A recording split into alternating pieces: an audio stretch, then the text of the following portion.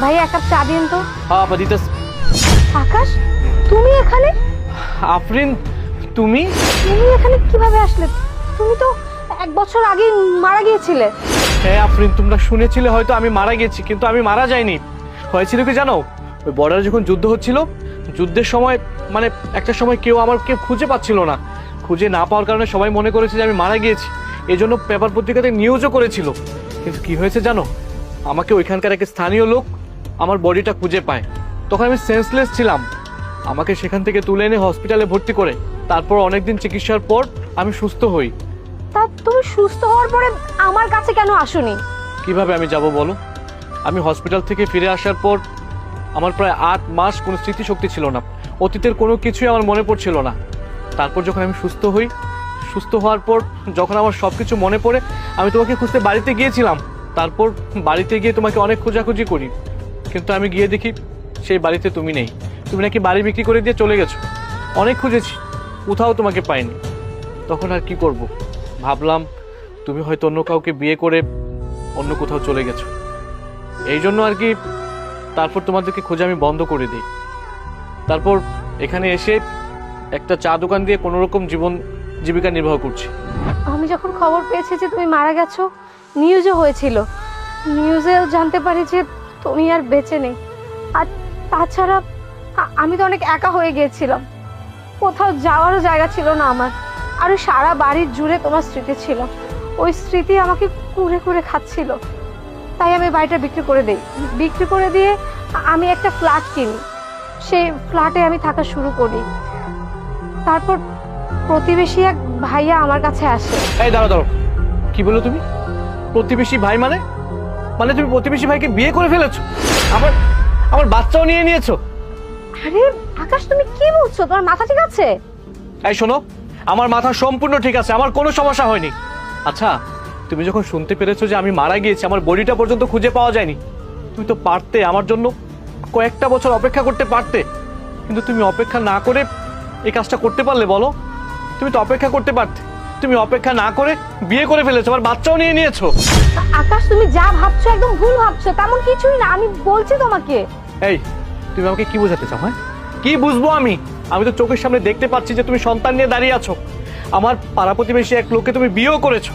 ছি, আমার না ভাবতে ঘৃণা হচ্ছে যে তোমার মতো একটা মেয়েকে আমি ভালোবেসে বিয়ে করেছিলাম। পারতে না তুমি? পারতে না তুমি আর কয়েকটা বছর অপেক্ষা করতে? চুপ করো, অনেক বলেছো তুমি। তুমি আমার ব্যাপারে কতটুকু জানো? আমার তো মনে হয় যে তুমি আমার ব্যাপারে কিছুই জানো না। আমি তোমাকে বলেছিলাম যে আমি অসুস্থ, তোমার মনে আছে? তার কিছুদিন পরেই আমি ডক্টর চেকআপে যাই। তখন আমি জানতে পারি যে আমি প্রেগনেন্ট। আমি তো খুশিতে পুরো আত্মহারা হয়ে গেছিলাম। আমি তোমাকে ফোন করতে চাই, তখনই আমি জানতে পারি যে তুমি ওই যুদ্ধে নিহত হয়েছো। এমনকি নিউজও জানতে পারি। এরপর আমি পুরোপুরি ভেঙে পড়ি। আমি কি করব কিচ্ছু বুঝতে পারছিলাম না। আমার দুনিয়াটা একদম ছোট হয়ে আসছিল। আর তার মধ্যে পুরো বাড়ি জুড়ে তোমার স্মৃতি জড়িয়ে ছিল। আমি কোনোভাবে ওখানে থাকতে পারছিলাম না। তাই আমি বাড়িটা বিক্রি করে দিই। বিক্রি করে আমি নতুন একটা ফ্ল্যাট কিনি। আর তোমাকে যে প্রতিবেশী ভাইয়ের কথা বললাম, তার সাথে আমার কোনো খারাপ সম্পর্ক নেই। সে তো আমাকে নিজের বোনের চোখে দেখে। তুমি চলে যাওয়ার পর থেকে সে আমাকে নিজের বোনের মতো করে টেক কেয়ার করেছে। আমার যে কোনো প্রয়োজনে সে আমাকে সাহায্য করেছে।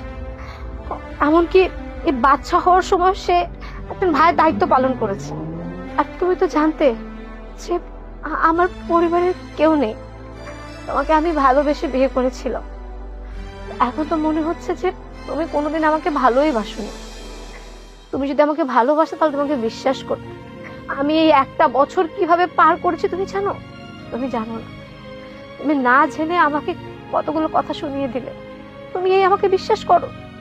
আমি তোমাকে ছাড়া অন্য কাউকে ভালোবাসার কথা কোনোদিন কল্পনাও করতে পারি না। আমি তোমার স্মৃতি আর তোমার দেয়া এই উপহার, এই বাচ্চাকে বুকে জড়িয়ে এতদিন ধরে আছি। কোনোদিন কারো কথা আমি ভাবিও নি তোমাকে ছাড়া। আর তুমি আজকে আমার ভালোবাসার এই প্রতিদান দিলে। আফরিন, তুমি এগুলো কি বলতেছো? এই বাচ্চা আমার, এই বাচ্চা আমাদের। আফরিন, আমি তোমাকে না বুঝে অনেক কিছু বলে ফেলেছি। আমি ভুল করে ফেলেছি, প্লিজ তুমি আমাকে মাফ করে দাও। দাও দাও, আমার বাচ্চাটাকে আমার কাছে দাও।